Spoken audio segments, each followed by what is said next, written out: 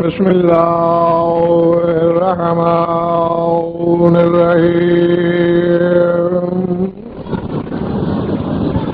الحمد لله والصلاة على ما بعد فقد قال الله تبارك وتعالى في كتابه المجيد وقوله الحق ذلكم أنه إذا دعي الله وحده كفرتم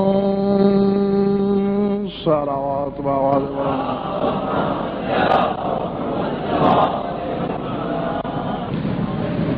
سورہ مومن سے ایک آیت پڑھی گئی.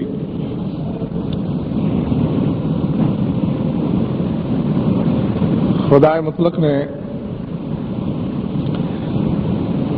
اس وقت کی تصویر کشی فرمائی کہ جب کچھ لوگ دوزخ میں جل رہے ہوں گے، خدا کا جلتے ہوئے بندوں سے جو مکالمہ ہوگا اسے قرآن میں ان الفاظ میں بیان فرمایا: ان الذین کفروا ینادون لمقت اللہ اکبر من مقتکم انفسکم اذ تدعون الی الایمان فتکفرون قالوا ربنا امتنا سنتين واحييتنا سنتين فهل الى خروج من سبيل ذلكم بانه اذا دعي الله وحده كفرتم وان يشرك به تؤمنوا فالحكم لله العلي الكبير.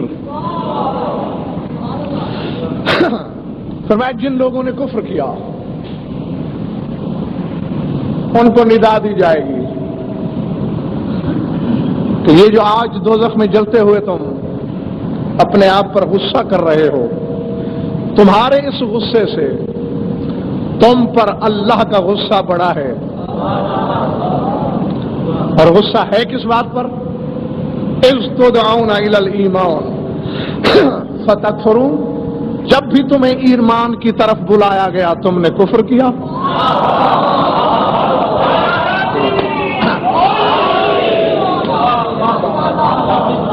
جب بھی بلایا گیا فتکفرون، کفر کیا. تم ایمان کی طرف آئے نہیں، جب نہیں آئے تو مزہ بھی چکھو. آلو وہ کہیں گے ربنا امتنا سنتین واحییتنا سنتین، پالنے والے تو نے ہمیں 2 دفعہ موت دی، 2 مرتبہ زندہ کیا. ایک دفعہ یہاں دنیا میں مرے گا بندہ، پھر جب ظہور امام زمانہ ہوگا اٹھایا جائے گا، پھر مرے گا. 2 موتیں 2 زندگیاں. 2 دفعہ مارا تو نے، 2 دفعہ حیات دی. بھول گئے ہم، نہیں تھا علم. فحل الی خروج من سبیل، یہ جہنم سے نکلنے کی کوئی سبیل بھی ہے؟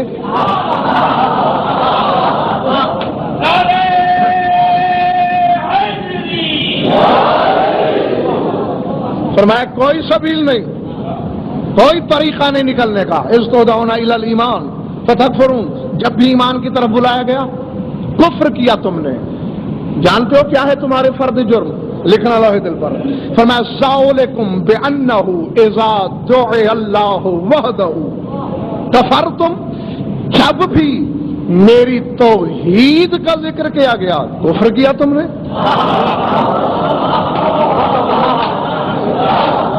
یعنی سمجھ میں نہیں آ رہی بات کہ پہلے تو الزام یہ ہے اذ تدعون الی الایمان، جب بھی تمہیں ایمان کی طرف بلایا گیا تو تم نے کفر کیا. اور یہاں کہہ رہا ہے ذالکم بانہ اذا دعی اللہ وحدہ، کہ جب بھی اللہ کو توحید کے ساتھ پکارا گیا تو کفر کیا. وَإِن يُشْرَكَ بِهِ تُؤْمِنُوا، اور جب بھی اللہ سے شرک کیا گیا تم ایمان لائے؟ یہ عجیب ایمان ہے جو شرک پر لایا جا رہا ہے. ایمان لائے؟ نہیں نکل سکتے. جلو. کیوں؟ فل حکمو، جاگنا حلالیو، فل حکمو للہ العلی الکبیر، یہ اس اللہ کا حکم ہے جو بڑا علی ہے.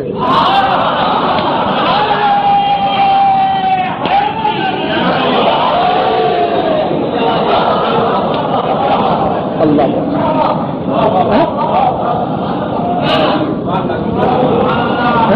علی کبیر کا اور کیا ترجمہ ہو سکتا ہے؟ فالحکم للہ العلی الکبیر، اس اللہ کا حکم ہے، اس کا فیصلہ ہے جو بڑا علی. گھبراہٹ تو نہیں ہو رہی؟ آئیں پھر سرسری جائزہ لیں آیت کا. استدعونا الی الایمان. میرے خیال سے تفسیر کی ضرورت تو پیش نہیں آنا چاہیے. جب بھی تمہیں ایمان کی طرف بلایا گیا تو تکفرون، تم نے کفر کیا. کس ایمان کی طرف بلایا گیا ہوگا؟ سب کے ذہن میں ہے. تفاسیر اہل بیت پڑھ کے دیکھیے. نفس یہ ہے کہ استدعونا، تفسیر قمی جو دیکھنا چاہیں ان کو دکھا دینا. استدعونا الی ولایت علی، کہ جب بھی تمہیں علی کی ولایت کی طرف بلایا گیا تو پھر کیا تم نے؟ اب رہو اور سر اٹھاؤ. بلایا گیا علی کی ولایت کی طرف، اور الزام کیا ہے؟ اذا دعی اللہ وحدہ، جب اللہ کو، اس کو بند کرائیں،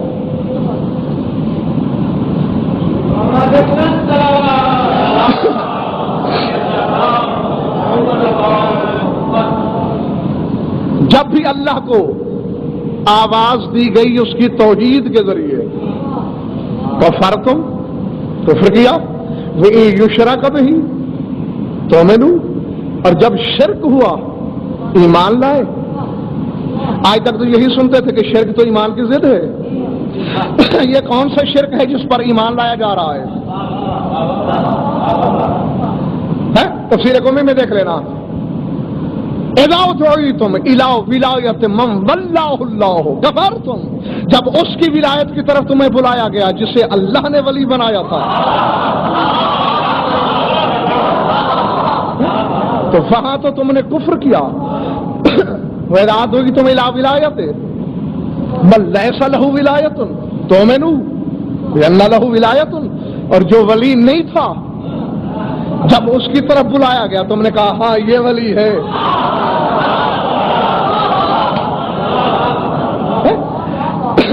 تو گویا تم نے میری توحید کا، یہ آپ نے غور کیا، تیسری رات ہے مسلسل میں اسی قسم کی آیات آپ کو سنا رہا ہوں کہ بات ولی کی ہوتی ہے، اور اللہ یہ کہتا ہے کہ جب میری توحید کا ذکر ہو، جب میری وحدت بیان ہوتی ہے، جب میری توحید کی طرف بلایا جاتا ہے. یہ کیا چکر ہے؟ ولایت ولی کی، نسبت جلی کی. فرمایا علی کو میں نے ولی بنایا تھا، تم نے اس کی ولایت نہیں مانی، اور جب جو ولی نہ ہو اس کی ولایت کی طرف بھاگ لیتے ہو. کل تم نے چھوٹے علی کی ولایت چھوڑی، آج بڑے علی کا فیصلہ قبول کرو.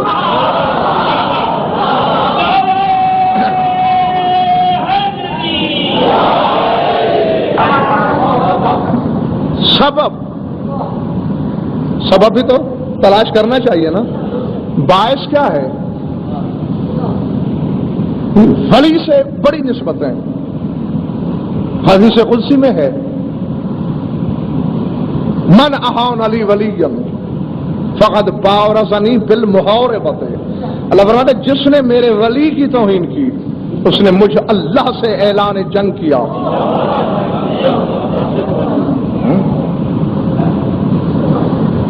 چاہے وہ توہین قولی ہو یا توہین فعلی ہو. چاہے وہ توہین ولی کے کمال کا انکار کر کے ہو، کسی بھی صورت میں بورزنی بالمحاربت ہے، میرے ساتھ محاربہ ہے، میرے ساتھ اعلان جنگ ہے۔ غزالی کی احیاء العلوم میں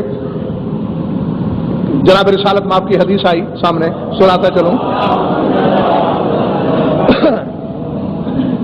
کہ رسول فرماتے ہیں ان اللہ شرف الکعبۃ وعظمہا لو ان عبدا ہدمہا حجرا حجرا ثم احرقہا ما بلغ جرم من استخف بولی من اولیاء اللہ۔ فرماتے ہیں جانتے ہو لوگوں، کعبے کو اللہ نے شرف دیا، وعظمہا، کعبے کو اللہ نے عظیم بنایا، اتنا عظیم کہ اپنا گھر کہا۔ لو ان عبدا ہدمہا، اگر کوئی بدبخت کعبہ گرا دے، آپ کیوں گھبرا رہے ہیں؟ آپ نے تو یہ جرم نہیں کیا۔ رسول ایک امکانی بات کر رہے ہیں، تو کوئی ایسا شقی، کوئی ایسا بدبخت پیدا ہو جائے، ہدمہا، جو گرا دے، اور فقط ایسے نہیں کہ دھکا دے کے گرا دے، ہدمہا حجرن حجرن، ہاں ایک ایک پتھر توڑ توڑ کے گرائے، ثم احرقہا، اور پھر اسے جلا دے۔ فرمایا ما بلغ جرم من استخف بولی من اولیاء اللہ، اگر کوئی بندہ اللہ کے کسی ولی کو خفیف سمجھتا ہے، ولی کو خفیف سمجھنے والے کا جرم بڑا ہے، کعبہ جلانے والے کا جرم تھوڑا ہے۔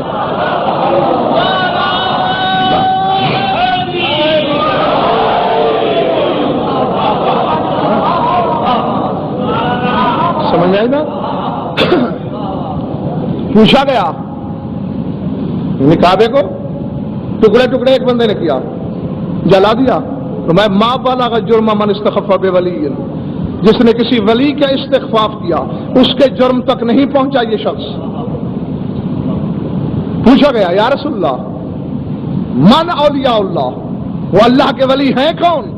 قال المؤمنون كلهم اولیاء اللہ، فرمایا ہر صاحب ایمان اللہ کا ولی ہے۔ اما سمعتم قولہ اللہ ولی الذین آمنوا،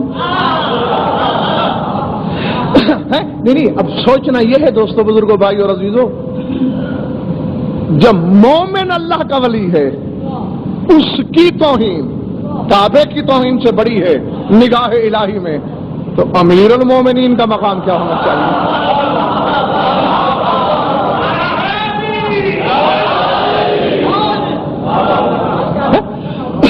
تو یہ ایک حدیث قدسی اور ایک حدیث رسالت میں نے آپ کو سنائی اس لیے کہ آپ سوچیں آخر سبب کیا ہے؟ ولی کی ہر نسبت اپنی توحید کی طرف، اپنے کسی فعل کی طرف نہیں، صفت کی طرف نہیں، توحید کی جانب۔ ہاں وہ کہتے ہیں بات ہی میری توحید کی ہے، بجا تھک تو نہیں گئے ہو نا؟ جب قرآن پڑھو گے تو 2 جمع 2 4 کی طرح مسئلہ سامنے آ جائے گا، بات واضح ہو جائے گی۔ پروفیسر صاحب، اللہ نے جو اپنے لیے منصب چنا وہ ولایت ہے۔ اللہ بلکہ آپ نے یعنی ہاں اللہ نے اپنے لیے نبوت پسند نہیں کی، رسالت نہیں، انما ولیکم اللہ۔ جب بھی اپنا عہدہ بتایا تو ولایت بتائی کہ میں ولی ہوں۔ اور یہ گزشتہ مجلس میں آپ کو میں بتا چکا ہوں کہ ایمان اطاعت چاہتا ہے، اللہ ہے ولی، تو اس کی ولایت پر جس کا ایمان ہے تو اطاعت بھی تو کرے گا نا اللہ کی۔ اب یہ میری سمجھ میں نہیں آتا، اپنے لیے ولایت چنی، ولایت اطاعت چاہتی تھی۔ جب میں نے قرآن کو دیکھا ولایتیں بھی 3 نظر آئیں، اطاعتیں بھی 3 نظر آئیں۔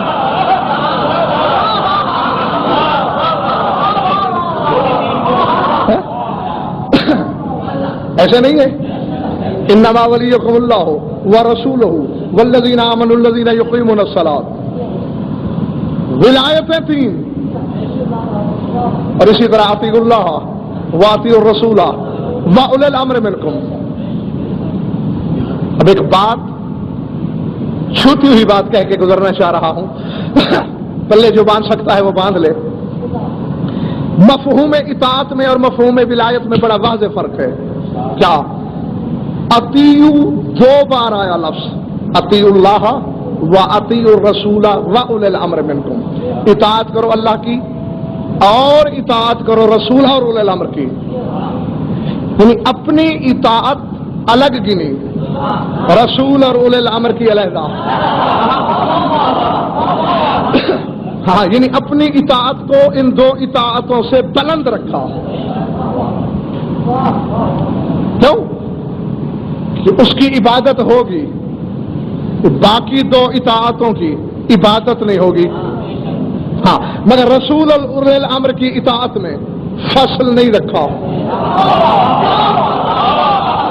یعنی اولی الامر کے ساتھ پھر اطیعوا نہیں فرمایا تاکہ لوگ سمجھ لیں کہ جیسی اطاعت رسول کی کرنا ہے ویسی اولی الامر کی. لیکن ولایت میں فصل ہی نہیں. یا تو یوں کہتا نا انما ولیکم اللہ وولیکم رسولہ، کہ ایک تمہارا ولی اللہ اور ایک تمہارا ولی رسول، پھر تو ولایتیں بھی علیحدہ ہو جاتی. نہیں، یہاں کہہ رہا ہے انما ولیکم اللہ ورسولہ. اللہ تمہارا ولی ہے اور رسول اور حالات رکوع میں زکات دینے والا ولی ہے، تاکہ پتہ چل جائے جیسا میں ولی ہوں.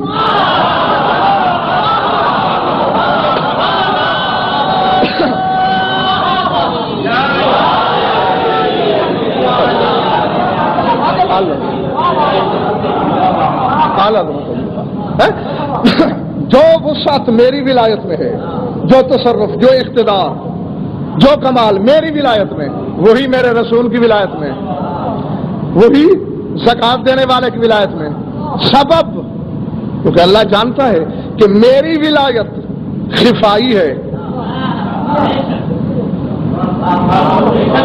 اور ان کی ولایت ظہوری ہے. بلکہ اگر تھک نہ گئے ہوں تو بتاتے چلوں، جس طرح اللہ کی ولایت خفائی ہے، رسول کی ولایت اخفائی ہے. یعنی اللہ کی ولایت چھپی ہوئی، رسول کی چھپائی ہوئی. ہاں، اللہ کی ولایت خود بخود چھپی ہوئی ہے اور رسول کی ولایت چھپائی گئی ہے. حالانکہ ولی تھے رسول، ولیوں کے ولی، لیکن پوری زندگی جہاں بھی حوالہ ہے نبوت کے حوالے سے، رسالت کے لحاظ سے، ایسے ہی ہے نا. تو اس کی خفائی، اس کی اخفائی. ہاں، کیوں؟ کہ اللہ کا مقام یعنی توحید کا مقام مطلع کا مقام ہے، رسالت کی ولایت کا مقام سورج کا مقام ہے، اور علی کی ولایت کا مقام چاند کا مقام ہے.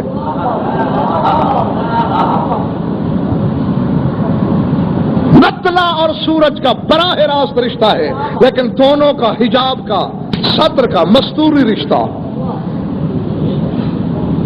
مطلع سے ہی روشنی ہے سورج کی،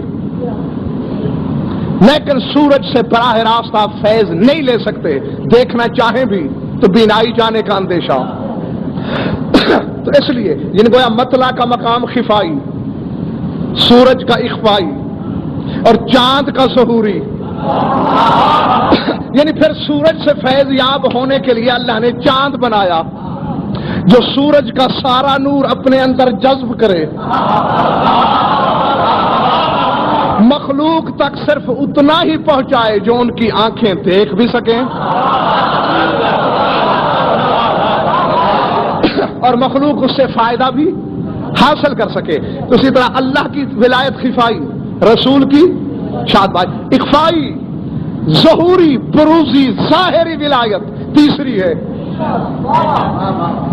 ہاں، اللہ کی ولایت کو دیکھنا ہو تیسری ولایت دیکھنا ہوگی.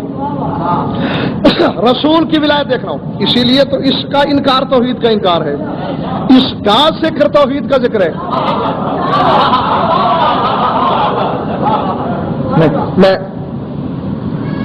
نہج البلاغہ میں امیر کائنات کا ایک فرمان سنا رہا ہوں آپ کو۔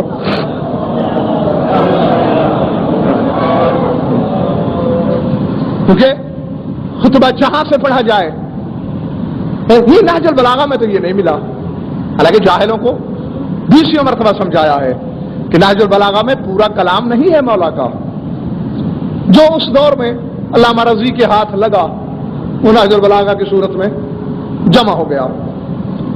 نہج القویم نامی ایک کتاب ہے، اور پورے علماء رجال کا یہ فیصلہ ہے کہ فی ہے ما لم یجمعہ الرضی فی نہج البلاغہ۔ نہج البلاغہ میں وہ خطبات ہیں کہ نہج البلاغہ اور نہج القویم میں فرق یہ ہے کہ نہج القویم کا ایک بھی خطبہ نہج البلاغہ میں نہیں ہے۔ اور اسی طرح علامہ علی بن یونس بیاضی عامری الصراط المستقیم میں لکھتے ہیں کہ رأیت 25 مجلدا تحتوی علی خطبات امیر المومنین، کہ میں نے 25 جلدیں دیکھیں، سب میں مولا علی کے خطبے۔ ہاں، یہ تو جب ایک دفعہ بغداد کو ہلاکوں نے جلایا، ایک دفعہ قرخ کے فسادات میں جلا، اور دونوں دفعہ نقصان کتب اہل بیت کو پہنچا، اس میں پتہ نہیں کیا کیا اسرار، کیا کیا جواہر ہمارے ہاتھ سے کھو گئے۔ یہ تو پھر بھی علماء ربانیین کے سینے میں جو محفوظ تھا، کسی نے کچھ کسی کتاب میں، کسی نے کسی کتاب میں لکھ دیا، تو بکھرا ہوا بہت ہے۔ لیکن میں ان کی کٹ حجتی کے جواب کے لیے نہج البلاغہ سے ہی پڑھنے لگا ہوں، ہاں، تاکہ بھاگنے کا موقع ہی نہ ہو کسی علی ولی اللہ پڑھنے والے کو۔ 3 جز ہے نا نہج البلاغہ کے، 2 جز خطبات پر مبنی، 1 مکتوبات پر۔ پہلی جز کا خطبہ نمبر 104، اس میں پہلی سطر شروع ہو رہا ہے جہاں سے خطبہ لکھنا لوح دل پر، فرماتے الحمدللہ المتجلی۔ ابھی صوفے پر بیٹھے ہوئے تم نے مجھ سے کچھ کہا تھا،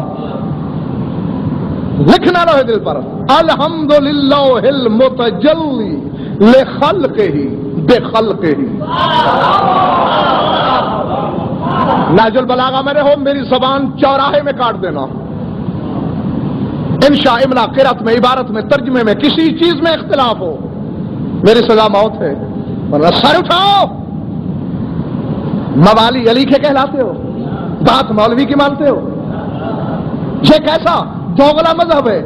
ایک سڑک پہ آؤ، الحمدللہ المتجلی لخلقہ بخلقہ والظاہر لقلوبہم بحجتہ۔ فرمایا حمد ہے اس خدا کی جس نے اپنی مخلوق پر اپنی تجلی پھینکی اپنی مخلوق کے ذریعے۔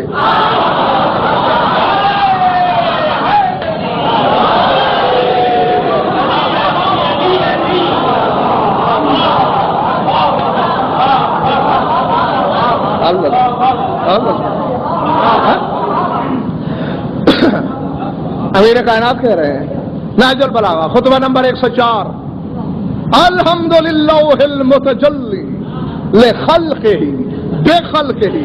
حمد ہے اس خدا کا کہ جس نے جلوہ مارا، تجلی پھینکی اپنی مخلوق پر، بے خلقہ مخلوق کے ذریعے، والظاہر لقلوبہم بحجتہ، جو اپنی مخلوق کے دلوں میں ظاہر ہوا مگر حجت کے ذریعے۔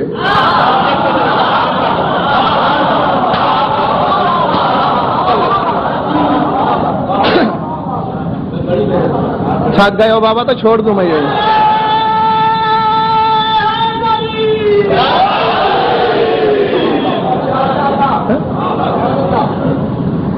یعنی مولا نے 2 کلیے بتائے، جلوہ اس کی تجلی مخلوق کے لیے ہوگی جب بھی تو مخلوق کے ذریعے، وہ مخلوق کے دلوں میں ظاہر ہے مگر خود نہیں، بے حجت ہے، اپنی حجت کے ذریعے۔ تو گویا ہمیں یہ فلسفہ نہیں بتا دیا امیر کائنات نے، علی سے بڑا موحد کون، علی سے بڑا معلم درس توحید کون، جس کا نام ہی امام الموحدین ہے، انہوں نے یہ کلیہ بتا دیا ہے کہ ہر صاحب ایمان اپنے دل میں جھانک کے دیکھے کہ حجت ہے، اگر حجت ہے تو سمجھے اللہ ہے،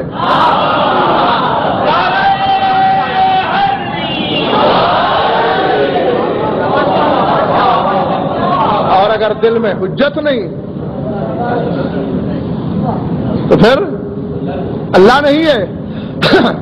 اور الحمدللہ المتجلی لخلقہ بخلقہ، بابا چونکہ اس کی ولایت ظہوری ولایت سے سامنے آئے گی، ہاں، جس نے جلوہ مارا، تجلی پھینکی مخلوق پر، مخلوق کے ذریعے۔ اب حکم کیا ہے آپ کا؟ کیونکہ اب فتویٰ آپ نے دینا ہے، اب مجھے سمجھنے کا حق ہے۔ اگر میں علی کا شیعہ ہوں، یا تو اس کا شیعہ کہلانا چھوڑ دوں، کیونکہ اس کا شیعہ کہلوانے کا مجھے حق کیا ہے؟ اگر میں اس کے ایک حرف پر بھی شک کروں، نہیں ہے نا؟ تو پھر اسی طرح تمہیں بھی تو نہیں ہوگا نا اگر شک کرو گے۔ تو جس کے شیعہ ہو وہ تو یہ کہہ رہا ہے کہ مخلوق پر تجلی وہ جب بھی پھینکتا ہے مخلوق کے ذریعے، تو آپ قرآن دیکھیں،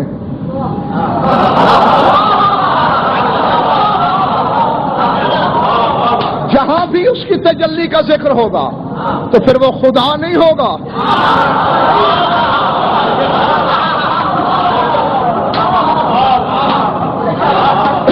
غور فرمایا آپ نے یا نہیں؟ وہ بابا خدا نہیں ہوگا، ہاں ہاں، کیونکہ المتجلی لخلقہ ہی بے خلقہ ہی، مخلوق کے ذریعے۔ اور اب میں یاد تو آ جانا چاہیے تھا سب کو، یہ بھی میں یاد دلاؤں، سورہ اعراف پڑھو، طور پہ ہے موسیٰ، رب ارنی انظر الیک، پروردگار تمہیں دیکھنا چاہتا ہوں، مجھے دیکھے گا؟ مجھے؟ یہ ساتھ والے جاہلوں نے کہا ہے ارنا اللہ جہرتن، سامنے دکھا دے اللہ، ورنہ نہیں مانتے تمہیں رسول، ورنہ میرا دیکھنا ممکن نہیں ہے۔ ہاں ایک شرط ہے، ولکن انظر الی الجبل ان استقر مکانہ فسوف ترانی، اگر یہ پہاڑ اپنی جگہ پہ کھڑا رہا پھر تو مجھے دیکھ لے گا۔ شرط کیا ہے میرے دیکھنے کی؟ اگر پہاڑ کھڑا رہا تو دیکھ لے گا، اور پہاڑ اگر نہ کھڑا رہا پھر نہیں دیکھے گا، صاف ظاہر ہے۔ اب آیتیں میں نے بنائی، اللہ نے میرے مشورے سے نازل کی کہ مجھے مضمون بنانے ہیں تو ایسے آیت بھیج تاکہ نعرہ ٹھیک ٹھاک لگے۔ خود جابر قاہر ذات کہہ رہی ہے فلما تجلا، لفظ بھی تجلا ہے، بھاگو کے کہا فلما تجلا ربہ فجعلہ دکا وخر موسیٰ صاعقہ، فلما تجلا ربہ للجبل، جب موسیٰ کے رب نے پہاڑ پر تجلی پھینکی،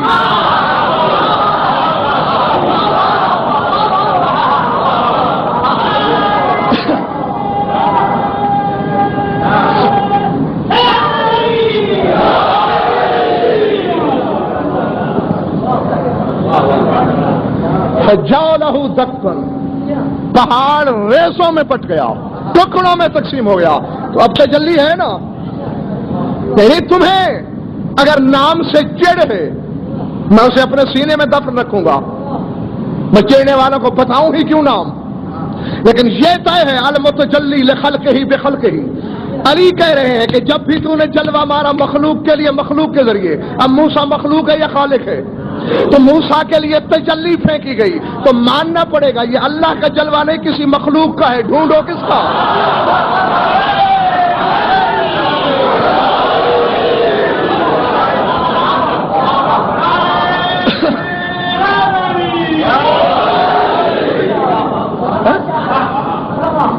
ہوگی کوئی نہ کوئی مخلوق، تو وہ مخلوق خود ڈھونڈ لو، کسی مخلوق کا ذریعہ کے ذریعے یہ جلوہ پھینکا گیا۔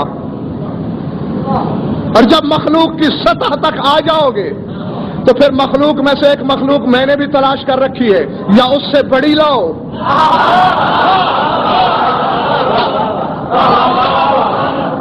ہاں پھر تو میں اس کو چھوڑ دوں گا کہ بھئی اس مخلوق سے بڑی مخلوق سامنے آ گئی، اور اگر کسی بڑی مخلوق کا فرمان نہ ملے تو پھر میری جستجو کو مانو. فلما تجلی ربہ المتجلی لخلقہ بخلقہ، علی کہتے ہیں مخلوق کے لیے جلوہ ہوگا مخلوق کے ذریعے.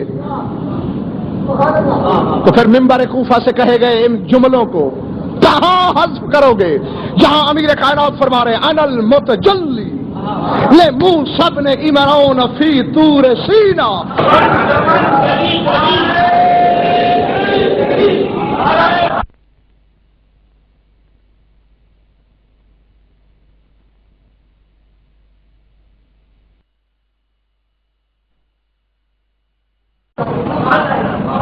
ہاں علی سے بڑی مخلوق ہے رسول. رسول کا فرمان جب مجھے مل گیا کہ میں ہوں جلوہ دکھانے والا، میں اس قول کو چھوڑ دوں گا. اور پھر رسول کا فرمان ہوتا بھی تو جب میں حدیث پڑھتا اولنا محمد،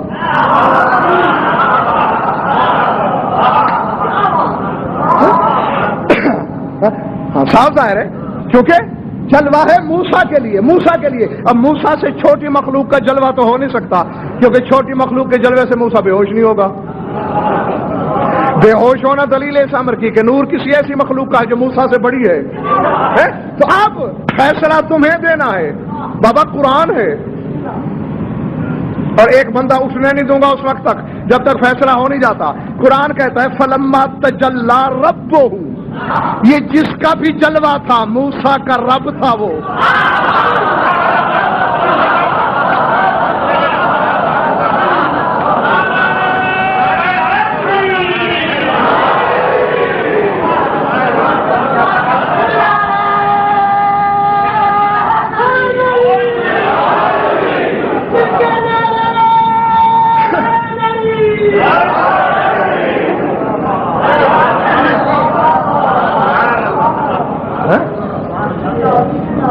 قرآن ہے بابا، ایک طرف قرآن دوسری طرف نہج البلاغہ. بھاگو کہاں بھاگو گے؟ جس کا مذہب ہے اسی کی مرضی کا مذہب چلے گا. ہاں مولوی جتنا بڑا کیوں نہ ہو اس کی مرضی نہیں چل سکتی. تو اب چونکہ اللہ کی ولایت متجلی ہے ولایت علی سے. سمجھ میں آئی بات بابا یا نہیں؟ کیونکہ علی کی ولایت سے ظاہر ہوتی ہے یہ ولایت. ہاں اس کی ولایت تک تو رسائی نہیں ہے ہماری، وہ تو خفائی ہے، وہ تو چھپی ہوئی ولایت ہے. اور ظاہر یعنی اس کا مقام ظہور، محل ظہور. قاضی سعید قمی علیہ رحمہ شرح توحید میں ایک بڑا خوبصورت جملہ لکھا ہے انہوں نے، نشہ آ جاتا ہے. وہ فرماتے ہیں دنیا والوں، علی صرف اللہ کی ولایت کے ظاہر ہونے کا محل ہی نہیں.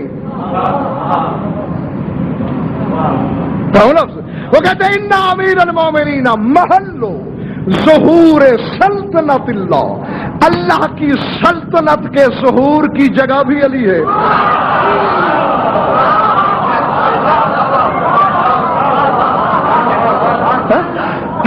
اس کی سلطنت ظاہر ہوگی جب بھی جس کسی کے لیے بھی. تو کس کے ذریعے ظاہر ہوگی؟ امیر کائنات کے ذریعے. ہاں تو اس لیے انکار اس کا کرو کہتا میری توحید کا ہوا، ولایت اس کی نہ مانو کہتا میری توحید کی نہیں مانی گئی. ہر نسبت جو اس کے ولی سے ہے اس نے اپنی طرف یعنی یہاں تک بھی ذات واجب کی قسم. بس سمیٹ لیا میں نے بیان کو، لیکن تمام شیعہ سنی دوست اپنی اپنی لوہے دل پر لکھنا ضرور اس بات کو. حد ہے پروفیسر صاحب، وہ جلیل بالذات، وہ جبار قہار بالذات، جس کے لیے مثل نہیں، جس کے لیے مثال نہیں، جس کے لیے جسمانیت کا تصور نہیں. جو جسم نہ رکھتا ہو اگر اس کے بارے میں یہ کہا جائے کہ وہ کھاتا پیتا ہے، بولو چلے گئے ہو؟ نہیں تم ہاں نہیں کر سکتے اور میں گھنٹہ مسلسل اکیلا بولتا رہوں.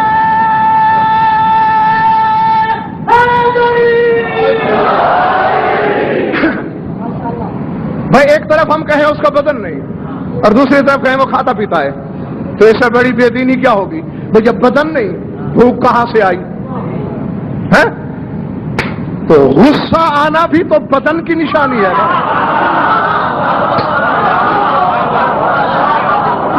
اللہ اب جاگنا. میں کہنے لگا ہوں بات عرش سے بھی زیادہ وزنی ہے, رب کعبہ کی قسم. ڈالنے لگا ہوں سروں پہ, جس میں ہے قوت احتمال و برداشت وہ برداشت کرے. قرآن ہے, کہاں لے جاؤ گے؟ اللہ کہہ رہا ہے.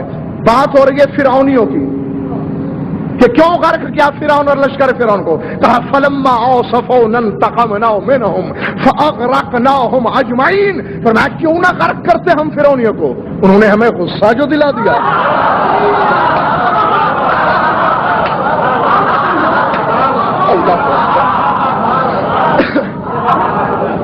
فلما اوصفونا, انہوں نے غصہ دلایا. انتقمنا منهم, ہم نے ان سے انتقام لیا. فاغرقناهم اجمعین, ہم نے سب کو غرق کر ڈالا. تو غصہ آنا بدن کی علامت ہے یا نہیں؟ ہمارے ذات سے تعلق ہے اس کا یا نہیں؟ آؤ, یہ تھا قرآن. اصول کافی سے بڑی کتاب رکھتے ہو اپنے مذہب میں. اس میں سرکار شیشوں سے پوچھا یہ کیا کہہ رہا ہے؟ فرمایا ان اللہ لو یوصف عصفنا ولکن خلتنا انفسنا بنفسہ. فرمایا اللہ اس سے بلند و بالا ہے کہ اسے غصہ آئے, لیکن اللہ نے ہم 14 کو اپنے نفس میں مخلوط کر دیا ہے.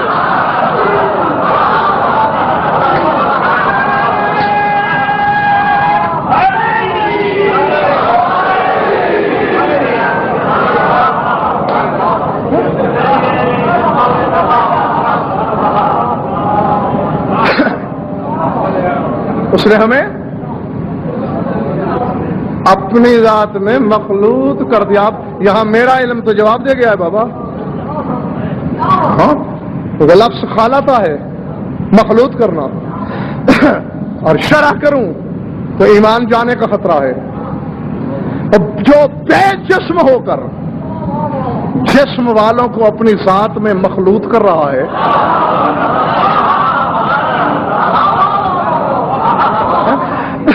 جہاں توئی ہوگی, جہاں خیریت ہوگی. وہ کہتے غزل پر ہذیان بکنے لگا ہے, خود ہی اپنے مجمع کو بتاتا ہے اور خود روش چھوڑ دیتا ہے. خود ہی تو کہا ہے تو نے کل رات کہ یہ 14 میری توحید کا ظاہر ہے. تو ظاہر جب بھی لوٹتا ہے اپنی اصل میں ضم ہوتا ہے. اس میں گھبرانے کی کیا بات ہے؟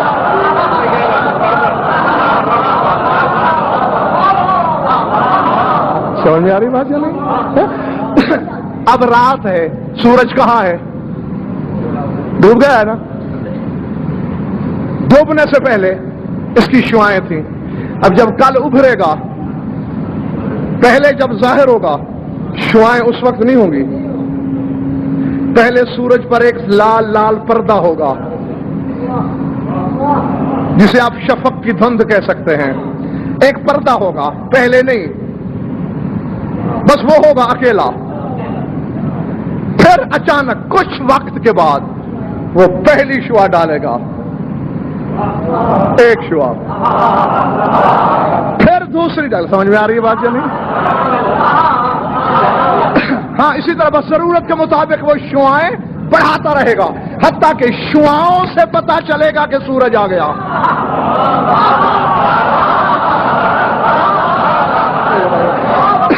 خدا کے لیے ذرا سمجھنے کی کوشش کرو. سورج پہلے ایک سرخ تھال کی طرح نکلتا ہے, ہمیں پتہ نہیں چلتا. ہماری کھڑکی سے جب کرن اندر آتی ہے یعنی فطرت کے مفتی کا فیصلہ ہے. سورج تو اپنی جگہ ہے, جہاں بھی ہے. گھروں میں شعائیں آیا کرتی ہیں.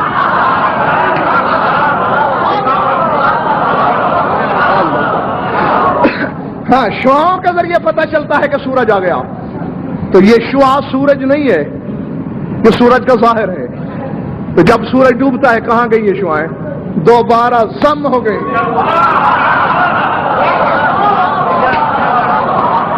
یہ شعائیں ہیں آفتاب کا ظاہر. اور محمد و آل محمد ہیں توحید کا ظاہر۔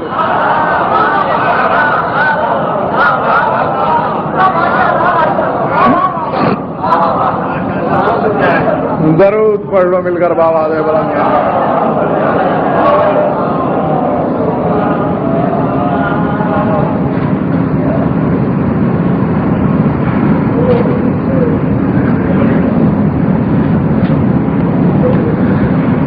عزت جو بڑی تھی تو مصیبت بھی بڑی تھی۔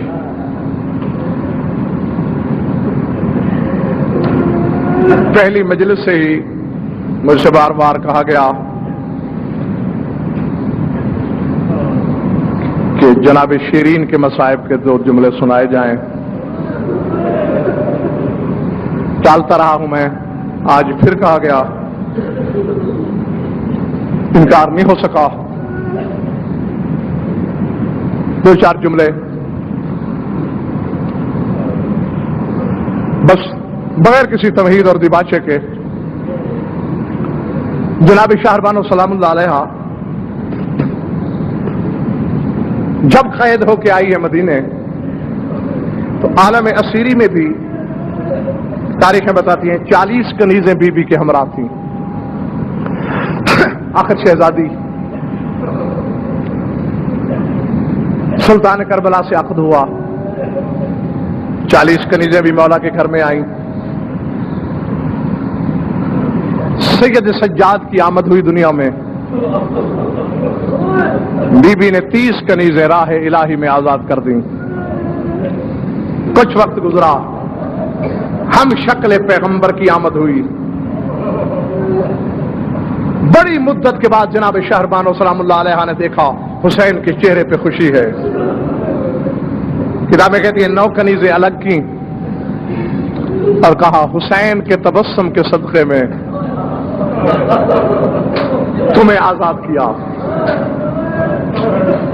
ایک رہ گئی، اسی کا نام ہے شیرین۔ دن گزر رہے ہیں صحن شبیری میں۔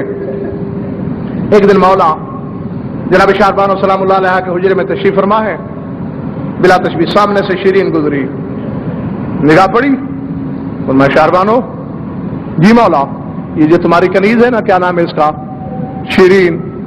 جی مولا، بڑی عابدہ ہے، بڑی صالحہ، بڑی زاہدہ، بڑی شب زندہ دار، بڑی تہجد گزار، قرآن کی بہت بڑی قارئہ۔ ایسے مولا ایک ایک جملہ بول رہے ہیں، کتابیں بتا دی ہیں، اور بی بی چارپائی سے کھڑی ہوتی آ رہی ہیں۔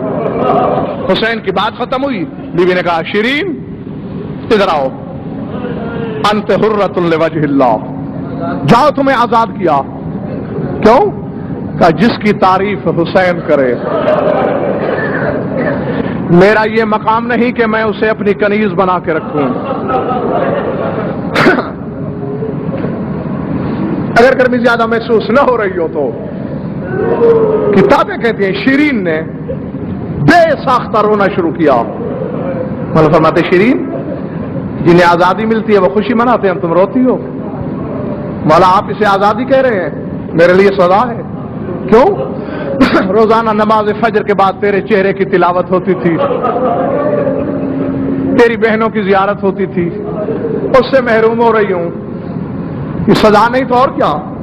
اچھا شیرین، اگر اتنی محبت ہے اس گھر سے، تمہیں گھر سے کوئی نہیں نکالتا، رہو، مگر کنیز بن کر نہیں، کنبے کا ایک فرد بن کر رہ رہی ہے۔ شیرین، باتیں بڑی لمبی ہیں، بہت کچھ چھوڑنا پڑے گا، تبھی میں مقصد تک پہنچ سکوں گا۔ عزیر اسقلانی صحابی ہے میرے مولا کا، اس نے درخواست پیش کی، خواستگاری کی شیرین کے لیے۔ مولا کا عزیر شیرین سے پوچھنے دو، تشریف لائے۔ شیرین، عزیر نے خواستگاری کی ہے، کیا خیال ہے تمہارا؟ سر حیا چکا، مولا آپ میری زندگی کے مالک ہیں، جو چاہیں میرے بارے میں فیصلہ کریں، صرف ایک شرط، مجھے مہر میں اور کچھ نہیں چاہیے، کیونکہ شادی کے بعد عزیر مجھے اسکلان لے جائے گا اپنے گھر، اور تیری بہنوں کی زیارت میری زندگی ہے، اس کے بغیر میں جی نہیں سکتی۔ میرے مہر میں شرط یہی لکھوائیے کہ عزیر سال میں ایک مرتبہ مجھے مدینے ضرور لایا کرے تاکہ میں زینب و کلثوم کی زیارت کر لوں، کیونکہ جس سال میں نے بی بی کی زیارت نہ کی میری موت ہو جائے گی۔ شیرین گھبراؤ نہیں، مہر بھی لکھواؤں گا، یہ شرط بھی منواؤں گا، عزیر سال میں ایک مرتبہ شیرین کو مدینے لانا ہے۔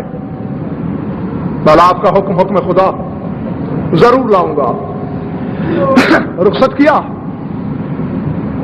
سینکڑوں اونٹوں پر جہیز کے نام پر عطیہ آل محمد بار کر کے گیا عزیر۔ تاریخیں بتاتی ہیں کہ اسکلان کا مفلس ترین بندہ تھا عزیر، لیکن حسین نے جو کچھ شیرین کو دیا ملک التجار کہلایا، تاجروں کا شہنشاہ، بہت بڑا آدمی۔ ہر سال شیرین کو لاتا ہے مدینے، کبھی مہینہ، 1.5 ماہ، 25 دن، جتنا بھی شیرین قیام کرتی ہے، پھر اجازت لے کے چلی جاتی ہے۔ پھر مولا عطیہ کے طور پر بہت کچھ عطا کرتے ہیں شیرین کو۔ 59 میں مدینے آئی، کچھ دن قیام ہوا، بس تمہید ختم کر دی میں نے۔ تیار ہو کے شیرین جانے لگی، مخدرات عصمت سے ودا کر لیا، آخری سلام کرنے آئی حسین کا، قدم بوس ہوئی، جانے لگی۔ مولا نے کہا شیرین، تڑپ کے پلٹی کہ مولا نے جاتے ہوئے آج سے پہلے تو مجھے کبھی آواز نہیں دی، اللہ خیر کرے، آج کیا ہے؟ جی مولا۔ شیرین، پوچھنا یہ تھا تم سے، آئندہ سال کا پروگرام کیا ہے تمہارا؟ میں نے کہا تم نے سنا؟ شیرین کو تو چابک لگا، تڑپ گئی۔ کہا مولا یہ بھی کوئی پوچھنے کی بات ہے؟ جب تک میں مدینے نہ آؤں زندہ کیسے رہوں؟ ضرور آؤں گی۔ سر جھکا کے ٹھنڈی سانس لے کے کہا شیرین بیٹا بات یہ ہے، دل پہ میل نہ لانا، غلط بھی نہ سمجھنا، میں کہنا یہ چاہ رہا ہوں کہ تم اگلے سال مدینے مت آنا۔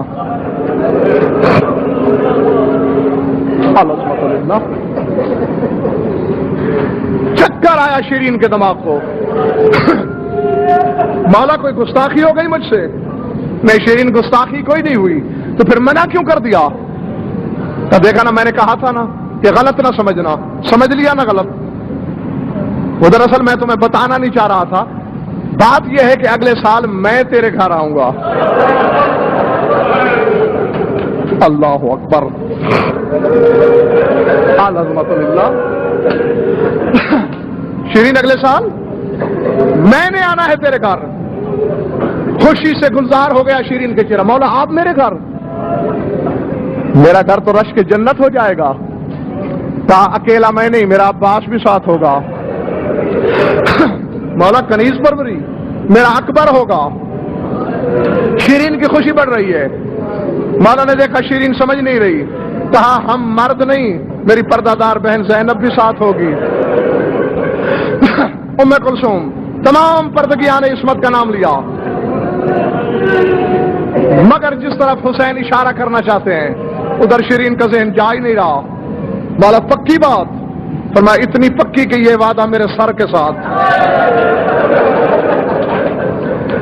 اللہ اکبر، العظمت للہ۔ چلی گئی شیرین۔ اشکلان کے باہر مامورہ نامی پہاڑ ہے، اس پر گھر۔ کتابیں بتاتی ہیں سارا سال تیاری میں لگی رہی شیرین۔ یہ میرے مولا کی مسند ہے، یہ شریکت الحسین کی مسند ہے، یہ علی اکبر کے لیے۔ اسی طرح سال گزارا۔ 61 کا محرم کا چاند طلوع ہوا، بیٹھے بیٹھے یوں لگا جیسے کسی نے شیرین کا دل مٹھی میں لے لیا ہو۔ کہتے عزیر خدا میرے اس دل کو برباد کرے، میرے مولا حسین کی آمد کے دن قریب ہیں اور میرا بدبخت دل چاہتا ہے کہ میں دھاڑے مار کے روؤں۔ اللہ جانے میرا رونے کو دل کیوں چاہ رہا ہے. العظمت للہ. 7ویں کے بعد کھانا پینا چھوٹ گیا شیرین سے. بڑی مشکل سے دن گزر رہے ہیں. اچانک 16 سفر کا دن طلوع ہوا. بس سمیٹ لیا. آخری 2 جملے سنو، میں منبر چھوڑ رہا ہوں. جبل معمورہ پہ گھر میں بیٹھی ہوئی شیرین، اچانک گھوڑوں کی ہنہناہٹ، اونٹوں کے بلبلانے کی آواز، شور و غل مچا. تڑپ کے کھڑی ہو گئی شیرین. عزیر لگتا ہے میرے مولا کا قافلہ آ گیا، جلدی جاؤ نیچے. اب جس کے سینے میں گوشت پتھر نہیں اور مصائب سننے آیا ہے وہ 1 منٹ میری طرف دیکھے. جلدی سے عزیر چلا. تاریخ بتاتی ہے دہلیز در کا موڑ مڑ رہا تھا. شیرین نے پیچھے سے دامن پکڑا. دیر نہ کر دینا، جلدی مجھے بتانا اگر مولا کا قافلہ ہو، کیونکہ اگر کاروان حسینی اندر آ گیا میں تو بی بی کی خدمت میں لگ جاؤں گی. پھر مولا اکیلے نہ بیٹھے رہے. کتابیں کہتے ہیں عزیر گیا. کافی دیر گزر گئی، نہیں لوٹا. ہول اٹھ رہے ہیں شیرین کے دل میں. اللہ خیر کرے، دیر کیوں ہو رہی ہے؟ رک نہیں سکی. پردے کی چادر سر پہ لی، خود پہاڑی سے اتری. وادی میں دیکھا، ایک طرف شادیانے ہیں، خوشیاں منائی جا رہی ہیں، دوسری طرف چند قیدی ہیں. 20 بیویاں ایک رسی میں بندھی ہوئی ہیں. الحمد للہ. کچھ سر ہیں جو نو کے نیزہ پہ سوار ہیں. الحمد للہ. دبی دبی سسکیاں، گھٹی گھٹی آہیں. شیرین کہتی ہے اللہ خیر کرے، میں تو لٹے پٹے لوگوں پر آ گئی ہوں، بدشگونی ہو گئی ہے. یہ میرے مولا کا کاروان کیسے ہو سکتا ہے؟ پلٹنا چاہ رہی تھی. اچانک بی بی کی وصیت یاد آ گئی. میری مخدومہ فرماتی تھی کہ قیدیوں سے اچھا سلوک کرنا. پوچھو شاید کوئی ضرورت مند قیدی ہو. آگے بڑھی، سلام کیا. بیبیوں، تم قیدی بیویوں میں کوئی سالار قافلہ بیوی ہے؟ کتابیں کہتی ہیں سب نے اشارہ کیا جناب زینب کی طرف. بلا تشبیہ یہ ہے سالار قافلہ. آگے بڑھی. من ایل اسارا انتنا، بی بی کس شہر کے قیدی ہو؟ سر جھکا کے آہستہ سے کہا من المدینہ. مدینہ کا نام ہے. تڑپتی ہاں مدینے کے قیدی. بی بی تم قید ہوتی رہی ہو، میرے مولا حسین نے تمہیں چھڑایا نہیں؟ میرا آقا حسین تو بڑا کریم ہے، بڑا جواد اور فیاض ہے میرا مولا. بی بی نے رو کے کہا جب میں قید ہوئی ہوں تیرا پیر لمبے سفر پہ جا چکا تھا، مدینے میں نہیں تھا تیرا حسین. اچھا اگر حسین نہیں تھا تو میری بی بی زینب بھی بڑی کریم ہے، ان سے کہلوایا ہوتا بی بی تیری قید چھڑا لیتی. العظمت للہ. اور جب کہا نا کہ زینب سے کہا ہوتا، ممتاز آباد والوں کتابیں کہتی ہیں اب زینب کے ضبط کے بندھن جواب دے گئے. تڑپ کے زینب نے دیکھا حسین کے سر والے نیزے کی طرف. کہا حسین اب کنیز سے تم بات کرو گے یا زینب بتائے؟ اچانک نیزے پہ بند آنکھ کھلی. شیرین پہچانو میرا وعدہ پورا ہو گیا، میں حسین ہوں. ہاذہ زینب، ہاذہ ام کلثوم.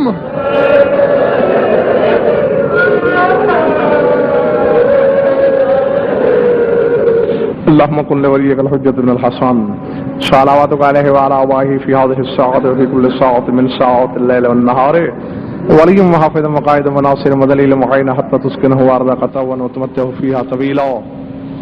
يا رب محمد وآل محمد عجل فرجهم بقائمهم. ربنا تقبل منا إنك أنت السميع العليم بحق محمد وآله الطيبين الطاهرين المعصومين.